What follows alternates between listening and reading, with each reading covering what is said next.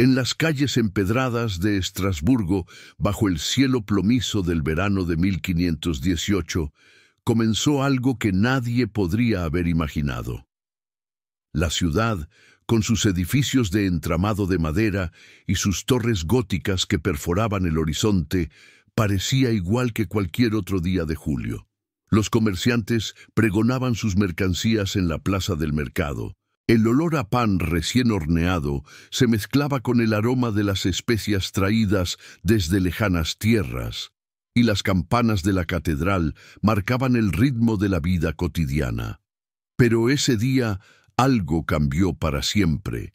Frau Trofea, una mujer de 34 años, con el rostro marcado por años de trabajo duro y escasez, salió de su modesta casa en la Rue des Aveugles.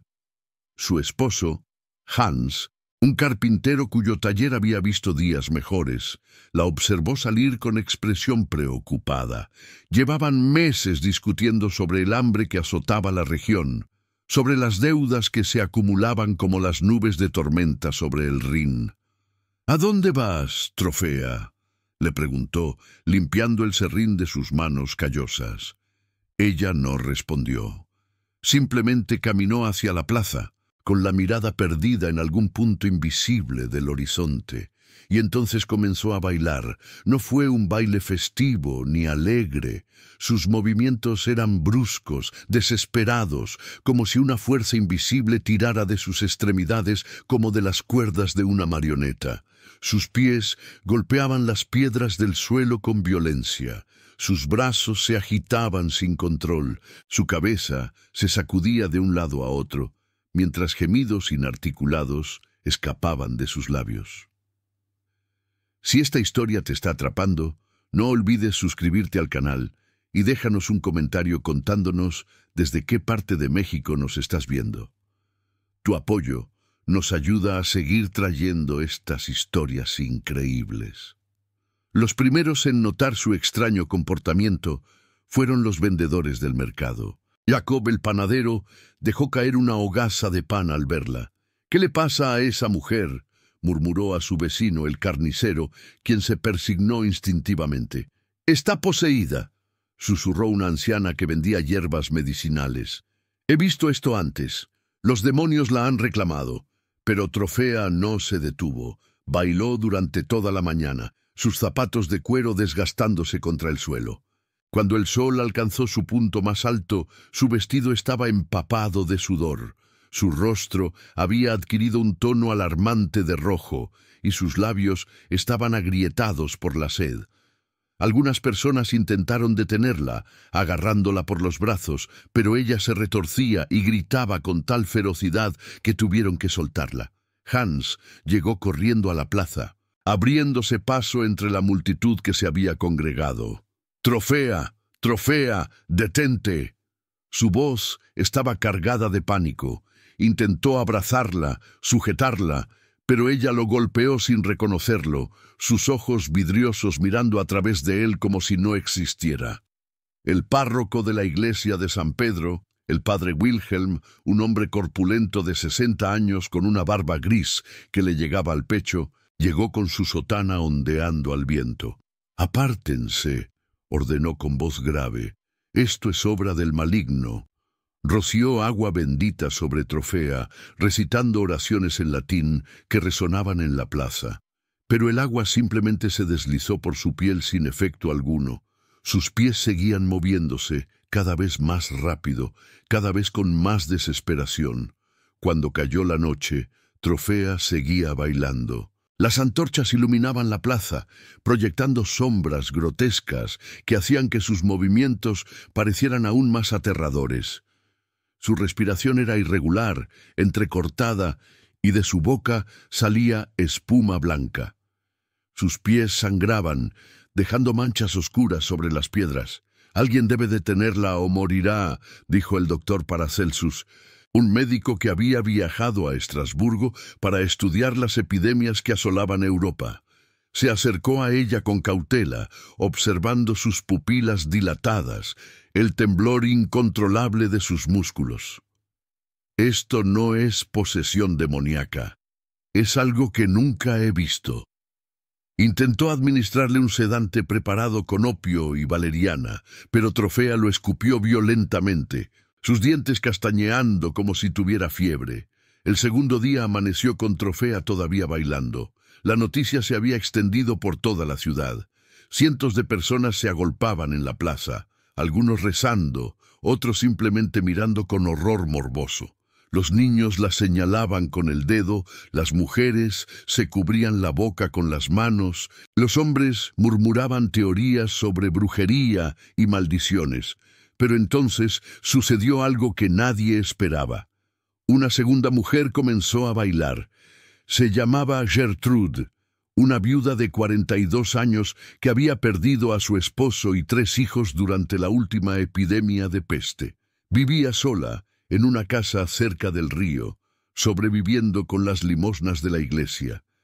Esa mañana, mientras caminaba hacia la catedral para la misa, sus piernas comenzaron a moverse por voluntad propia. «No, no puedo parar», gemía mientras sus pies la llevaban hacia la plaza donde Trofea seguía en su macabro baile. «Dios mío, no puedo parar». La multitud retrocedió horrorizada cuando Gertrude se unió a Trofea, sus movimientos sincronizándose de manera antinatural, como si ambas fueran controladas por la misma fuerza invisible. Sus gritos se mezclaban en el aire, creando una sinfonía de agonía que helaba la sangre. Para el mediodía del segundo día, 6 personas más habían comenzado a bailar. 3 hombres, 2 mujeres jóvenes y un adolescente. Todos con la misma mirada vidriosa, la misma incapacidad para detenerse, los mismos movimientos frenéticos y dolorosos. El consejo de la ciudad se reunió de emergencia en el ayuntamiento. Los magistrados, vestidos con sus túnicas oficiales, debatían acaloradamente sobre qué hacer. «Es una plaga», declaró el magistrado Ulrich, golpeando la mesa con el puño. «Una plaga enviada por el diablo para castigarnos por nuestros pecados». «No es una plaga», contradijo el doctor Paracelsus, quien había sido invitado a la reunión. «Es algo médico, algo en sus mentes o en sus cuerpos que los obliga a moverse sin control». «¿Y qué propones que hagamos, doctor?», preguntó otro magistrado con sarcasmo.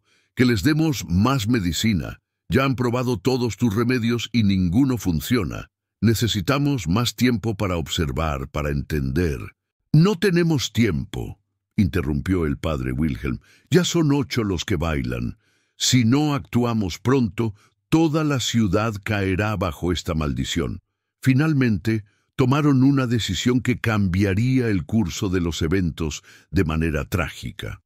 Basándose en la creencia medieval de que ciertos males debían arder hasta consumirse, decidieron construir un escenario en la plaza y contratar músicos. La teoría era que, si permitían que los afligidos bailaran libremente con música apropiada, la fiebre del baile se agotaría naturalmente. «Es como una fiebre», explicó el magistrado Ulrich a la multitud reunida. «Debe sudar y arder hasta que el mal salga del cuerpo». Carpinteros trabajaron toda la noche para construir una plataforma de madera. A la mañana siguiente llegaron los músicos. 2 violinistas, un tamborilero y un tocador de gaita. Comenzaron a tocar melodías rápidas y rítmicas, esperando que de alguna manera esto ayudara. Pero solo empeoró las cosas. El sonido de la música pareció actuar como un catalizador. Más personas comenzaron a bailar. Para el tercer día había 34 bailarines convulsionándose en la plaza. La escena era surrealista y aterradora. Algunos habían perdido los zapatos y bailaban con los pies destrozados, dejando rastros de sangre sobre la madera del escenario. Otros habían comenzado a convulsionar, sus cuerpos retorciéndose en espasmos mientras seguían intentando bailar. Trofea, la primera en caer bajo esta extraña maldición, estaba al borde del colapso total. Su piel había adquirido un tono grisáceo, sus ojos estaban hundidos en las cuencas y cada respiración parecía costarle un esfuerzo sobrehumano. Hans La vigilaba día y noche, intentando darle agua cuando podía acercarse lo suficiente, pero ella apenas la tragaba antes de volver a su baile frenético. «Ella va a morir», le dijo a Paracelsus con voz quebrada. «Mi esposa va a morir bailando y yo no puedo hacer nada para salvarla». El doctor posó una mano en su hombro. «He enviado cartas a colegas en París y Basilea. Quizás alguien haya visto algo similar, pero hasta entonces». Su voz se apagó, incapaz de ofrecer esperanza. Esa noche, el cuarto bailarín murió. Era uno de los hombres jóvenes, un aprendiz de herrero llamado Thomas. Su corazón simplemente se rindió después de casi 3 días de movimiento continuo. Cayó en medio de un giro y no volvió a levantarse. Los músicos dejaron de tocar por un momento, pero los demás bailarines continuaron, pasando por encima de su cuerpo como si no existiera. El padre Wilhelm ordenó que el cuerpo fuera retirado inmediatamente. «No permitiré que profanen al muerto», declaró, aunque su voz temblaba. Mientras ayudaba a cargar el cuerpo hacia la iglesia, murmuró oraciones con más fervor que nunca. La muerte de Thomas provocó pánico en la ciudad. Las familias comenzaron a encerrar a sus seres queridos en sus casas, temiendo que la locura del baile los atrapara también. Las calles se vaciaron. Solo permanecían en la plaza aquellos que tenían familiares entre los bailarines y los curiosos más morbosos. María, una mujer de 25 años embarazada de 7 meses, lloraba frente a la plataforma donde su hermana menor, Clara, había estado bailando durante 2 días. «Clara, por favor», suplicaba, «piensa en el bebé. Si tú caes enferma, ¿quién me ayudará cuando nazca?». Pero Clara no podía oírla. Sus ojos miraban al vacío mientras sus piernas se movían mecánicamente, sus brazos colgando sin vida a los lados. Para el amanecer del 4.º día, Trofea seguía bailando, aunque apenas parecía humana. Se había convertido en algo cercano a un cadáver animado, sus movimientos más lentos, pero aún imparables. Los músculos de sus piernas temblaban visiblemente, amenazando con ceder en cualquier momento. Fue entonces cuando llegó la carta. Un mensajero a caballo, cubierto de polvo del camino, entregó un pergamino sellado al consejo de la ciudad. Era de un monje estudioso en el monasterio de Marbach, a 2 días de viaje. El magistrado Ulrich leyó la carta en voz alta ante el consejo reunido. «Honorables magistrados de Estrasburgo, he recibido su carta sobre la plaga del baile que aflige su ciudad. Tras consultar textos antiguos en nuestra biblioteca, he encontrado referencias a eventos similares. En el año 1374, una epidemia de baile afectó a comunidades a lo largo del Rin. En 1463, otra en la región de Flandes. Los estudiosos de la época concluyeron que no era posesión demoníaca, sino un trastorno de la mente provocado por extremo sufrimiento, hambruna y desesperación.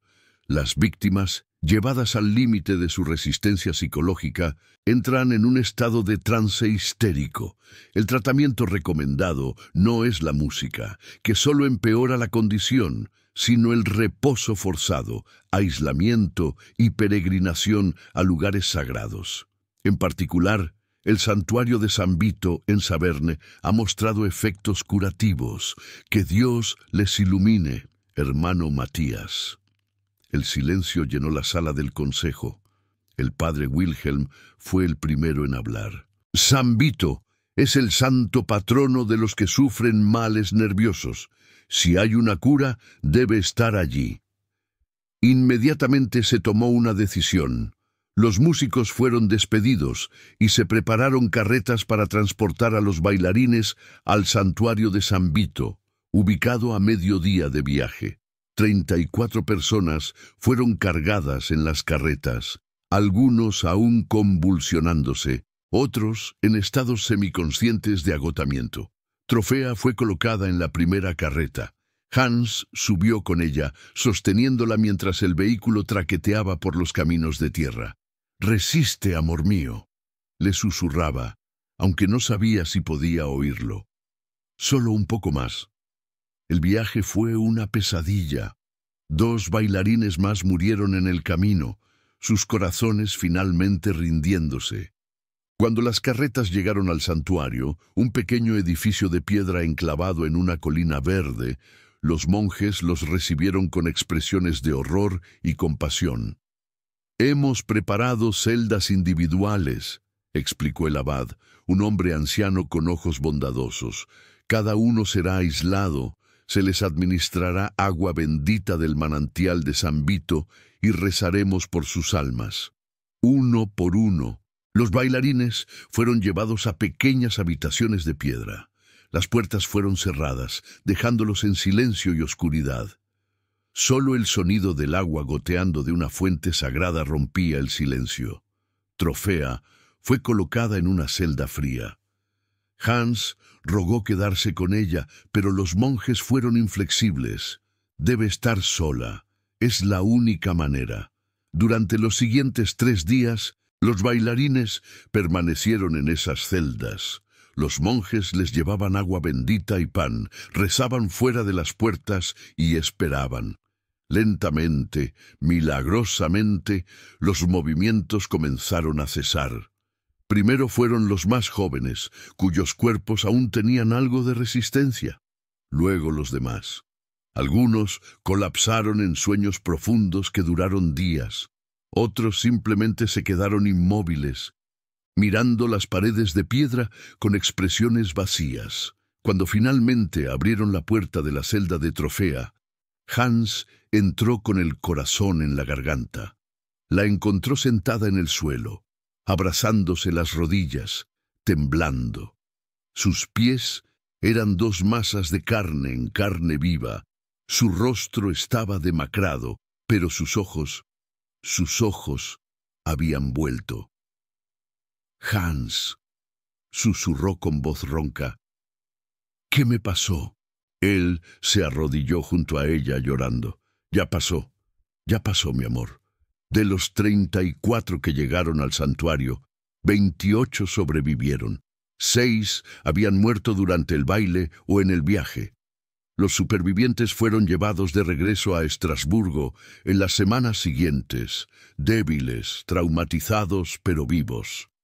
La ciudad los recibió con una mezcla de alivio y terror persistente. ¿Qué había causado esta locura? ¿Podría volver a suceder?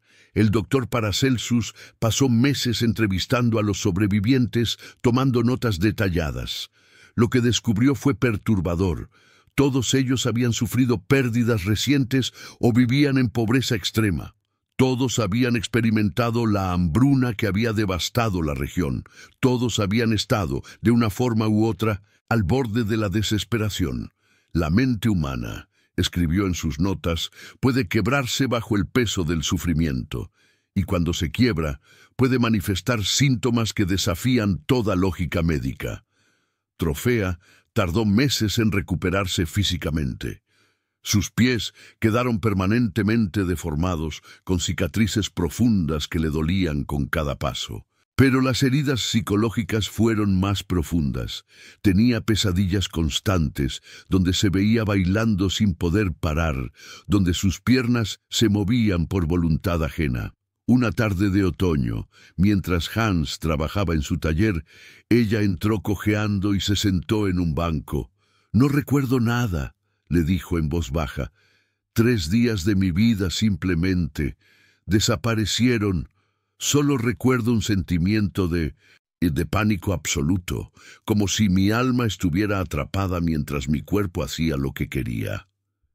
Hans dejó sus herramientas y se sentó junto a ella. «El padre Wilhelm dice que fue una prueba de Dios. El doctor Paracelsus dice que fue una enfermedad de la mente. No sé cuál es la verdad.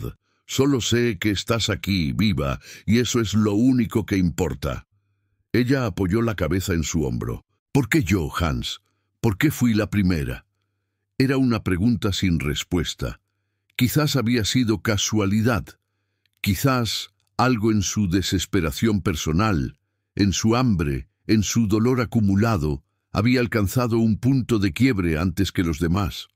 O quizás nunca lo sabrían. Los meses pasaron y la vida en Estrasburgo intentó volver a la normalidad. Pero la ciudad había cambiado. La plaga del baile, como llegó a ser conocida, dejó una cicatriz profunda en la psique colectiva. Las madres advertían a sus hijos sobre los peligros de la desesperación. Los sacerdotes predicaban sobre la importancia de la fe en tiempos difíciles. Y los médicos comenzaron a prestar más atención a los males de la mente además del cuerpo.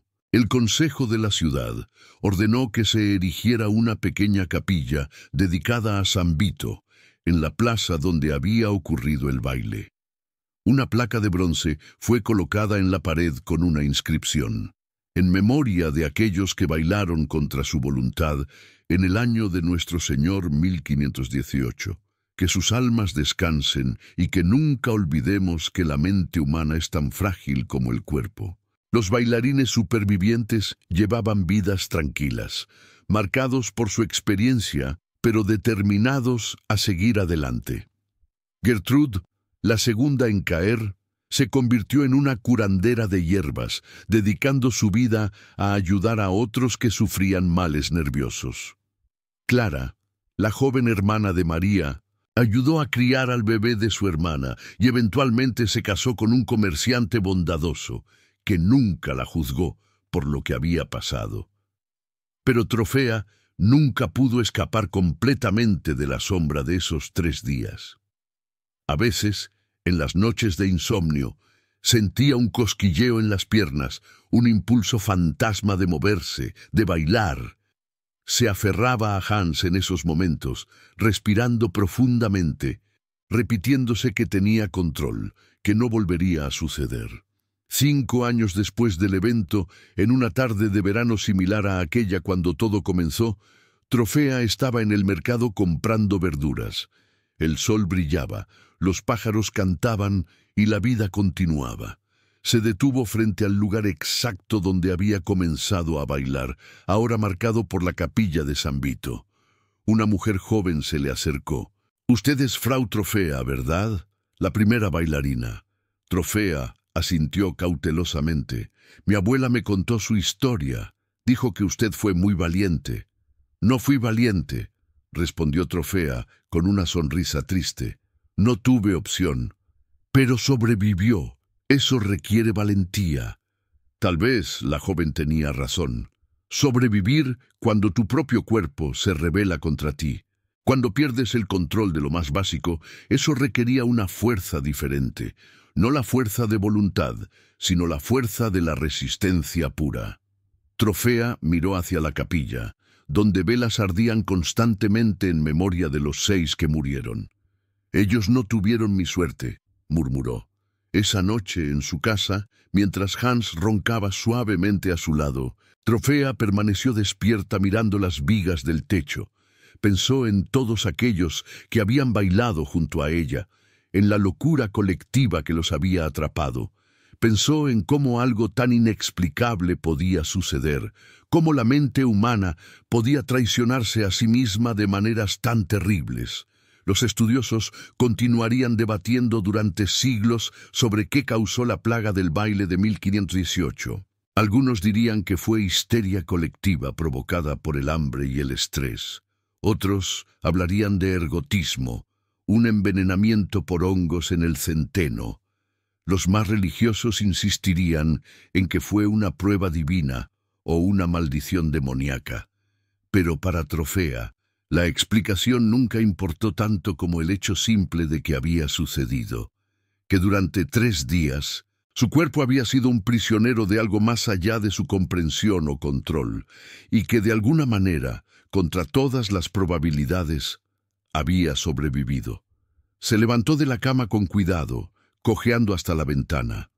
La luna llena iluminaba las calles vacías de Estrasburgo. En algún lugar en la plaza, la capilla de San Vito permanecía en silencio, un recordatorio permanente de aquellos días de locura. Trofea cerró los ojos y respiró profundamente. Sus pies, aunque deformados y doloridos, estaban quietos, bajo su control. Y eso, pensó, era todo lo que realmente importaba.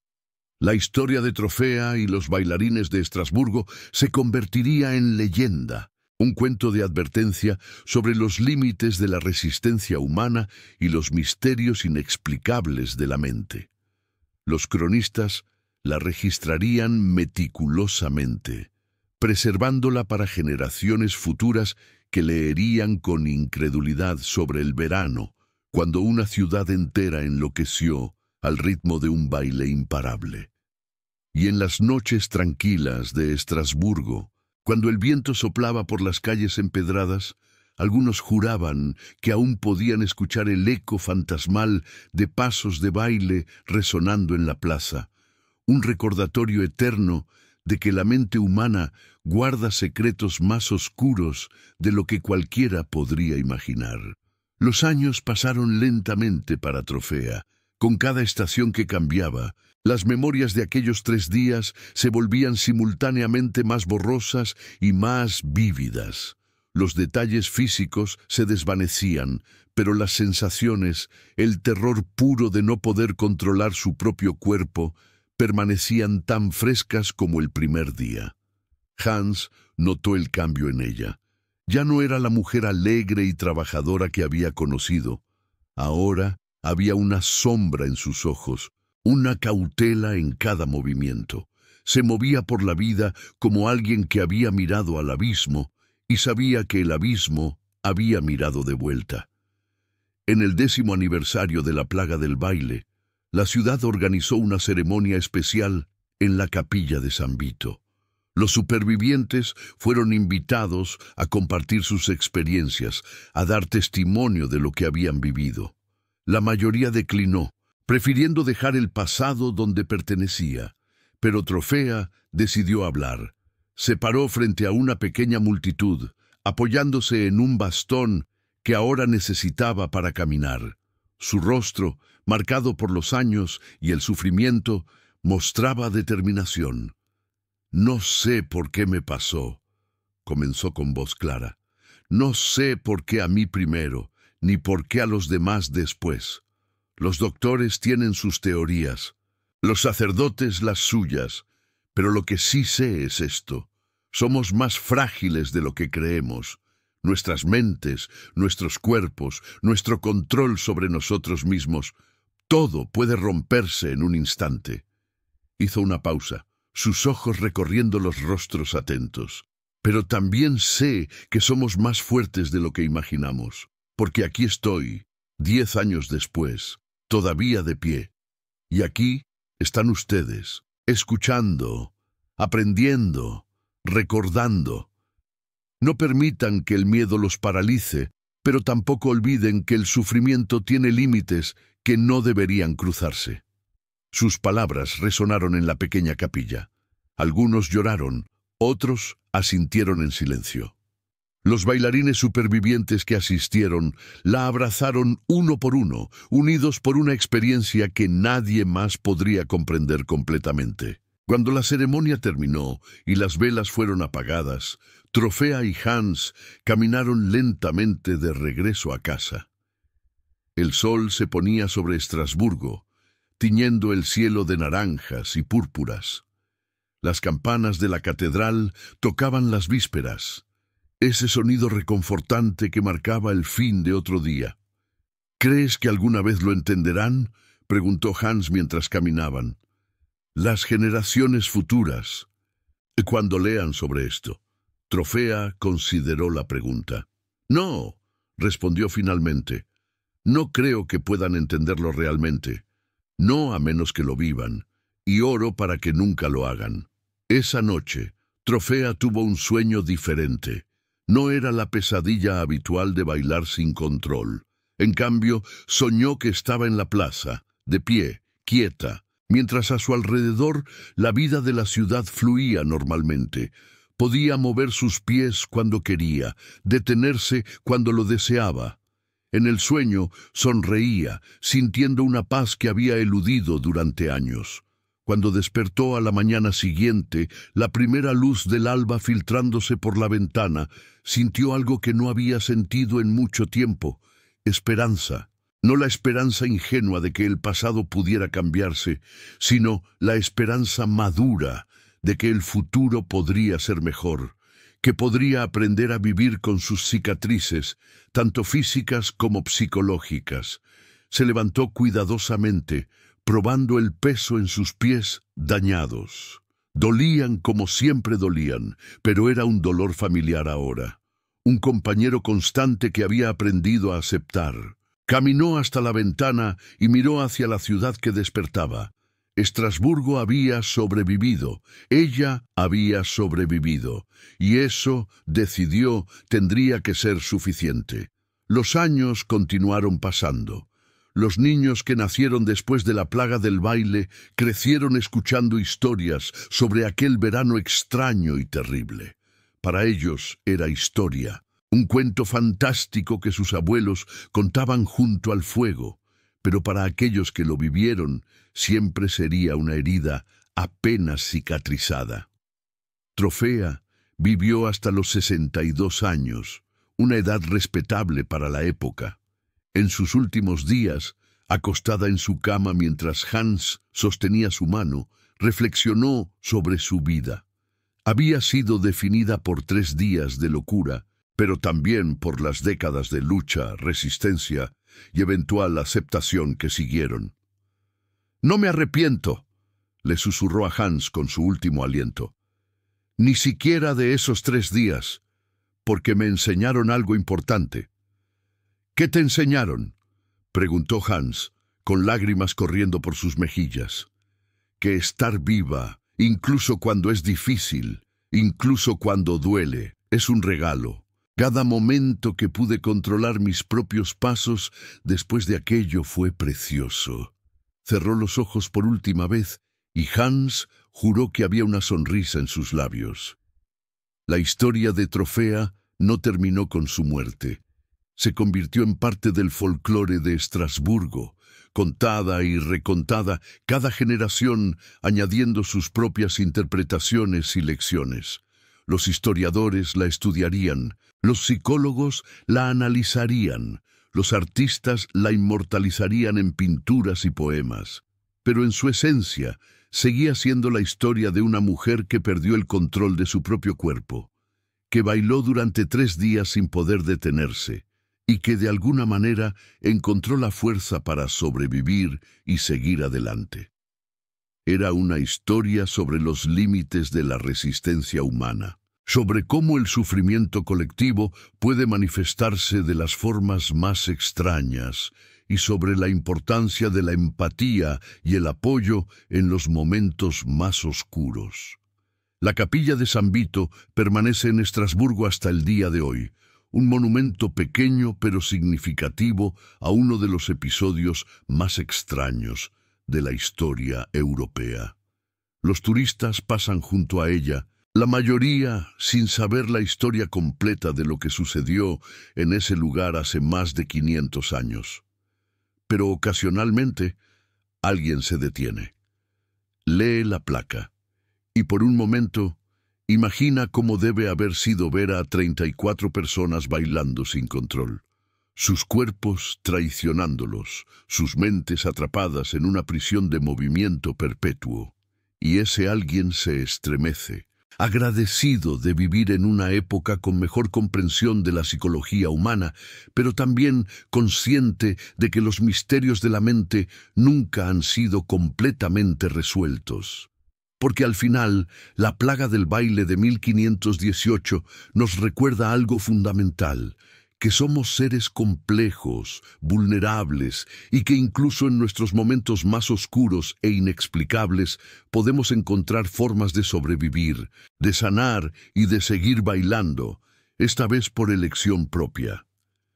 La historia de Trofea y los bailarines de Estrasburgo vive en los libros de historia, en las leyendas locales y en la memoria colectiva de una ciudad que nunca olvidó el verano en que la locura tomó forma de baile.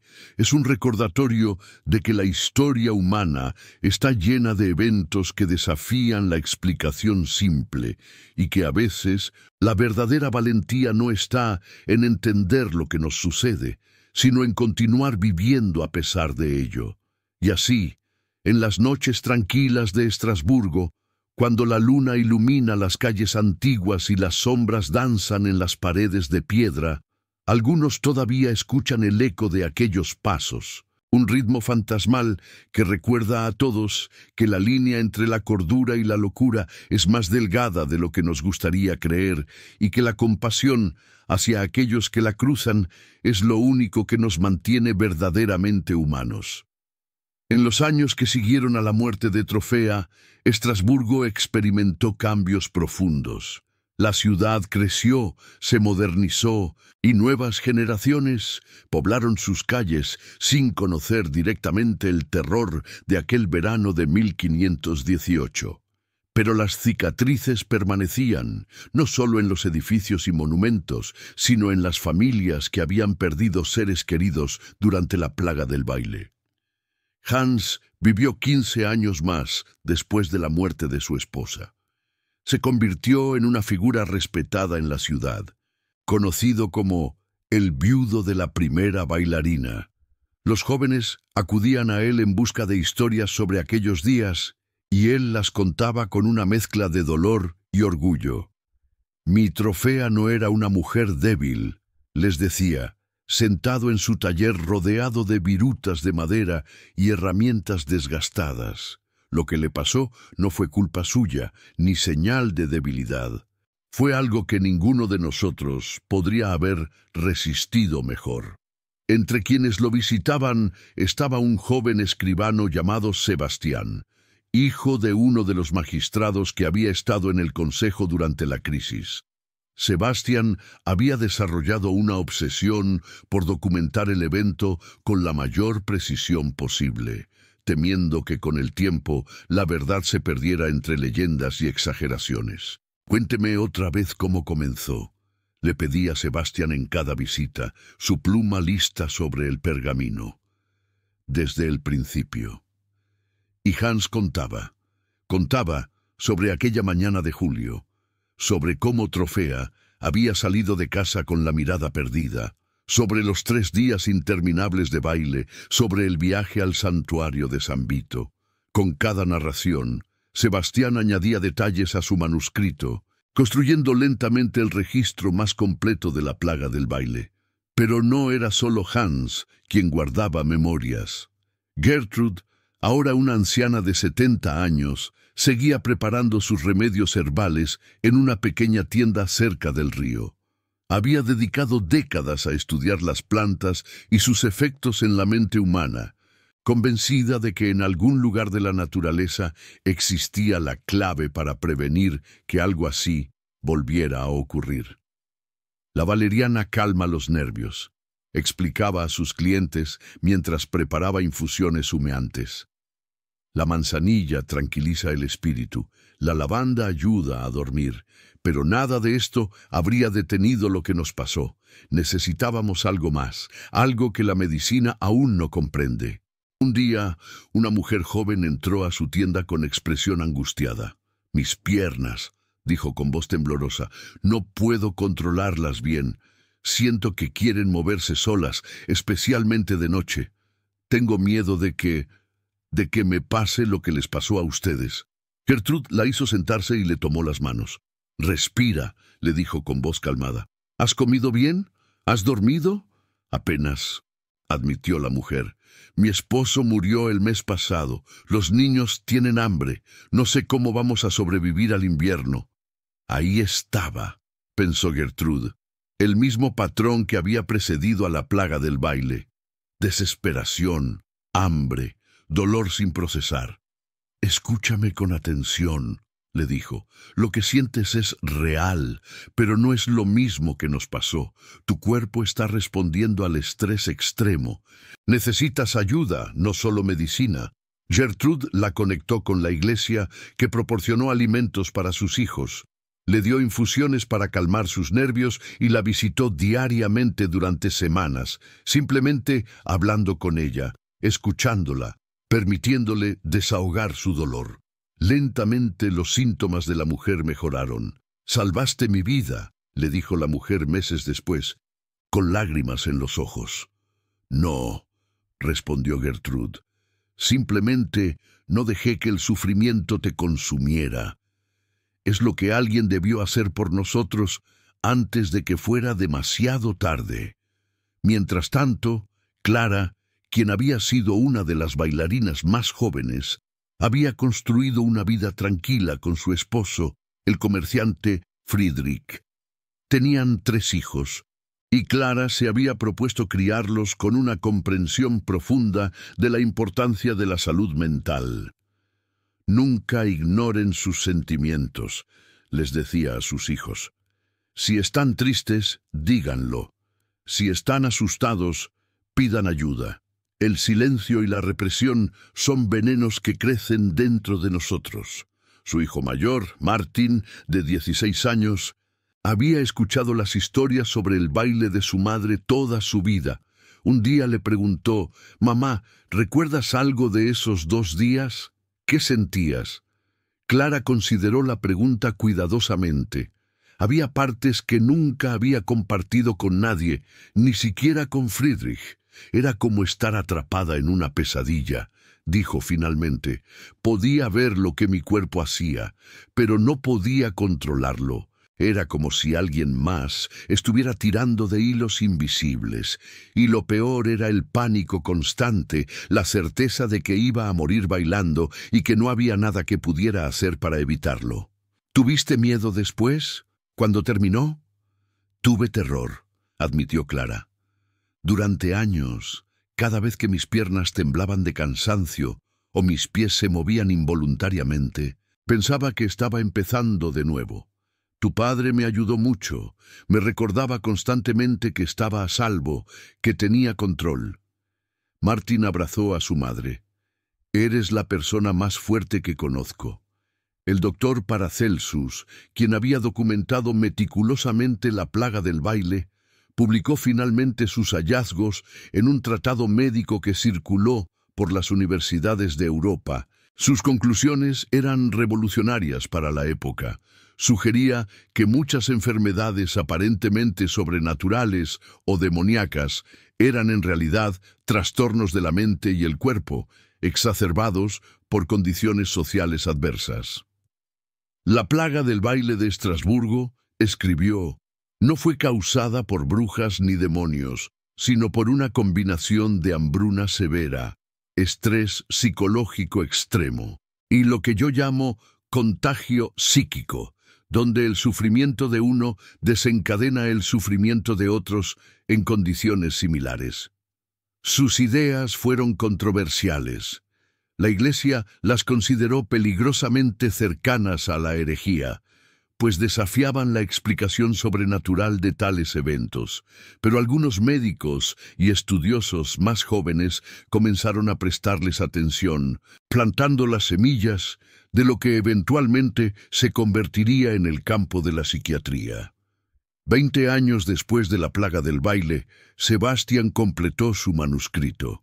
Lo tituló Choreomania, la verdadera historia de la plaga del baile de Estrasburgo. En sus páginas había entrevistas con todos los sobrevivientes que aceptaron hablar, testimonios de testigos, análisis médicos de Paracelsus y reflexiones filosóficas sobre la naturaleza del sufrimiento humano.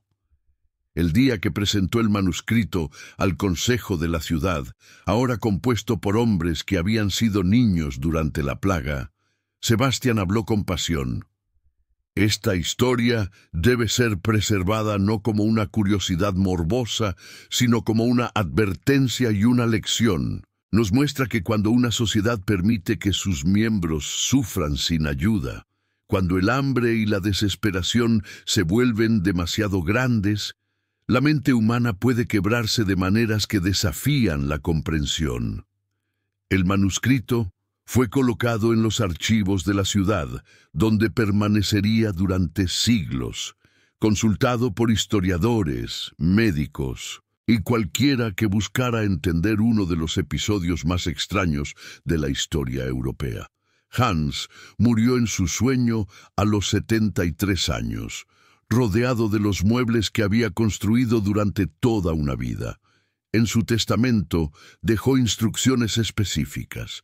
Quería ser enterrado junto a Trofea y quería que en su lápida se grabaran estas palabras: «Aquí yace Hans, carpintero de Estrasburgo, esposo de Frau Trofea, la primera bailarina. Ella bailó, él esperó y juntos encontraron paz».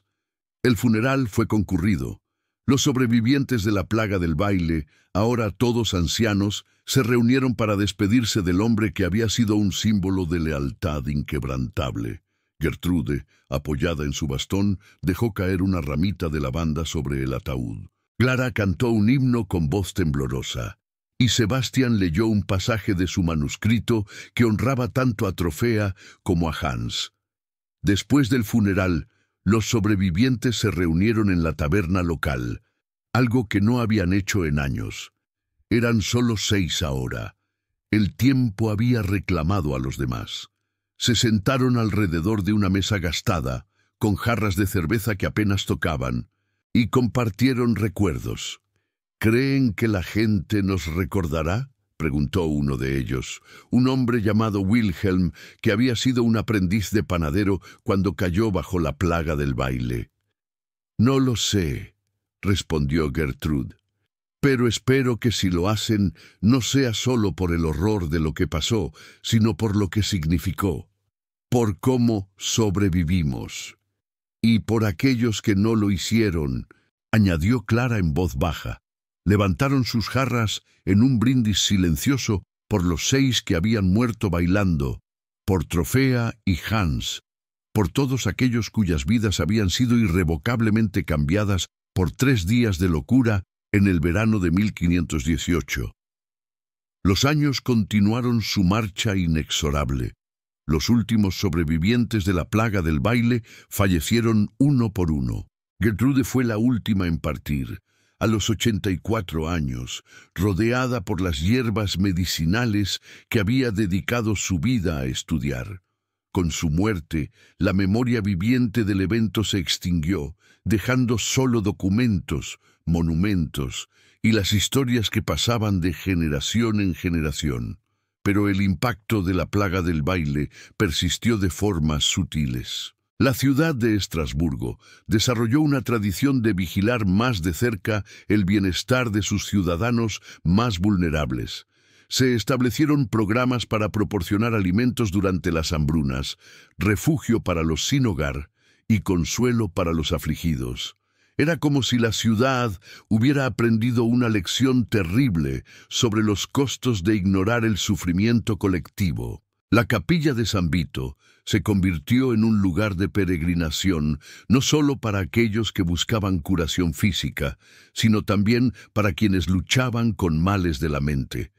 Los monjes que la atendían desarrollaron una reputación por su compasión hacia aquellos que sufrían lo que ahora llamarían enfermedades mentales, tratándolos con dignidad en una época en que tales personas eran frecuentemente marginadas o peor. 50 años después de la plaga del baile, un joven médico de París llamado Jean-Baptiste visitó Estrasburgo específicamente para estudiar el evento. Había leído el manuscrito de Sebastián y los escritos de Paracelsus y estaba fascinado por las implicaciones para la medicina. Pasó meses entrevistando a los descendientes de los bailarines, estudiando los registros de la ciudad y visitando la capilla de San Vito. Lo que descubrió lo convenció de que la mente y el cuerpo estaban conectados de maneras que la medicina de su época apenas comenzaba a comprender. La plaga del baile, escribió en su propio tratado, fue un síntoma de una sociedad enferma tanto como de individuos enfermos. El hambre debilitó sus cuerpos, la desesperación debilitó sus mentes y la falta de ayuda permitió que esta enfermedad extraña floreciera. Si queremos prevenir tales eventos en el futuro, debemos sanar tanto a la sociedad como al individuo. Sus ideas influyeron en una nueva generación de médicos que comenzaron a considerar factores sociales y psicológicos en sus diagnósticos, no solo síntomas físicos. Era un cambio lento que tomaría siglos en madurar completamente, pero las semillas habían sido plantadas por los eventos de ese verano terrible en Estrasburgo. Mientras tanto, en las calles de la ciudad, la vida continuaba. Nuevas familias se mudaban a las casas donde habían vivido los bailarines. Niños jugaban en la plaza donde 34 personas habían convulsionado en agonía. El tiempo, como siempre, suavizaba los bordes del trauma, transformando el horror vivido en historia estudiada. Pero algunos nunca olvidaron. Los descendientes de Trofea, generación tras generación, mantenían viva su historia. Se convirtió en parte de la identidad familiar, un recordatorio de que llevaban en su sangre el legado de alguien que había sufrido algo inimaginable y había sobrevivido.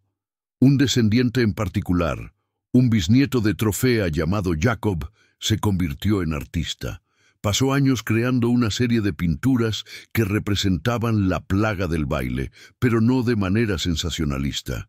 En cambio, sus pinturas capturaban la humanidad de los bailarines, sus rostros llenos de terror, sí, pero también de determinación, sus cuerpos traicionándolos, pero también resistiendo. La pintura más famosa de la serie mostraba a Trofea en el momento justo antes de comenzar a bailar, de pie en la plaza, con una expresión que combinaba confusión, miedo y una premonición terrible de lo que estaba por venir. Los ojos de la figura parecían seguir al espectador, preguntando silenciosamente, ¿podrías tú resistir esto? ¿Podrías tú sobrevivir? Las pinturas fueron exhibidas en toda Europa, llevando la historia de Estrasburgo a audiencias que nunca habían oído hablar de la plaga del baile. Generaron debates sobre la naturaleza de la locura, la responsabilidad social y los límites de la resistencia humana. Un siglo después del evento, la plaga del baile de Estrasburgo era estudiada en universidades, analizada por filósofos y referenciada en tratados médicos. Se había convertido en algo más que un evento histórico. Era un símbolo, una metáfora, una advertencia. Los estudiosos debatían sus causas. ¿Había sido ergotismo, causado por hongos en el grano? ¿Histeria colectiva? ¿Un trastorno neurológico desconocido? ¿O simplemente la manifestación más extrema del sufrimiento psicológico colectivo? La verdad, como suele ser el caso con eventos tan complejos, probablemente residía en alguna combinación de todos estos factores. Pero lo que nadie podía negar era el impacto duradero que había tenido en la comprensión de la mente humana. En el siglo XIX, cuando la psiquiatría finalmente emergió como un campo médico legítimo, la plaga del baile de Estrasburgo fue uno de los casos históricos más estudiados. Los pioneros de la psicología vieron en ella evidencia de que los trastornos mentales no eran posesiones demoníacas, sino condiciones médicas que podían ser estudiadas, entendidas y eventualmente tratadas. Sigmund Freud mencionó el caso en sus escritos sobre histeria. Carl Jung lo analizó como un ejemplo de inconsciente colectivo manifestándose en síntomas físicos. Cada generación de psicólogos encontraba algo nuevo en la historia, reinterpretándola a través de las lentes de sus propias teorías y comprensiones. Pero más allá del análisis académico, la historia persistía en la memoria popular de Estrasburgo. Cada año, en el aniversario de aquel día de julio cuando Trofea comenzó a bailar, la ciudad celebraba una ceremonia de recuerdo en la capilla de San Vito. No era una celebración alegre, sino un momento de reflexión sobre la fragilidad de la mente humana y la importancia de cuidarnos unos a otros. Los descendientes de los bailarines, ahora dispersos por toda Europa y más allá, a veces regresaban para estas ceremonias. Compartían historias que habían sido pasadas de generación en generación, añadiendo capas de contexto familiar a los hechos históricos.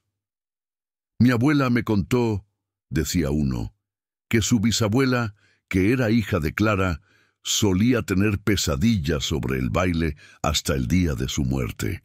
Nunca lo experimentó directamente, pero el trauma de su madre había dejado una huella tan profunda que de alguna manera se transmitió. Era un recordatorio de que el trauma no siempre muere con aquellos que lo experimentan directamente. Puede filtrarse a través de generaciones, una herencia invisible pero poderosa. En el siglo XX, con el advenimiento de la neurociencia moderna, los investigadores comenzaron a examinar la plaga del baile desde nuevos ángulos. Podría haber sido un tipo de trastorno del movimiento, una forma extrema de catatonia, o quizás un fenómeno que la ciencia moderna aún no comprende completamente.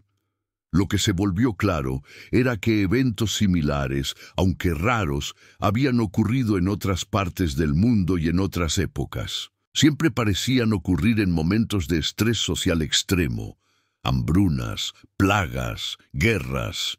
Era como si la psique colectiva, llevada más allá de su límite, encontrara formas extrañas y terribles de expresar su sufrimiento. En 2018, 500 años después de la plaga del baile, Estrasburgo organizó una conmemoración especial. Historiadores de todo el mundo se reunieron para conferencias y simposios. Artistas crearon instalaciones que exploraban temas de control, pérdida de autonomía y resistencia. Psicólogos dieron charlas sobre trauma colectivo y sus manifestaciones. Pero la parte más conmovedora de la conmemoración fue simple. En la plaza donde todo había comenzado, descendientes de los bailarines se reunieron para un momento de silencio. 500 velas fueron encendidas, una por cada año transcurrido, iluminando la noche con un resplandor suave. Una mujer anciana, tataranieta de Trofea, habló a la multitud reunida. 500 años han pasado, pero la lección permanece. Cuando permitimos que la gente sufra sin ayuda, cuando ignoramos el dolor de nuestros vecinos, cuando dejamos que el hambre y la desesperación crezcan sin control, creamos las condiciones para tragedias que desafían la comprensión. Mi antepasada bailó durante 3 días porque nadie había notado su sufrimiento antes de que fuera demasiado tarde. Recordémosla no solo como una víctima, sino como una advertencia. Las velas ardieron durante toda la noche, y cuando el amanecer llegó a Estrasburgo, la ciudad se despertó con un sentido renovado de comunidad y responsabilidad. La historia de Trofea y los bailarines, lejos de ser una curiosidad antigua, se sentía sorprendentemente relevante en un mundo que aún luchaba con problemas de salud mental, aislamiento social y las consecuencias del sufrimiento ignorado.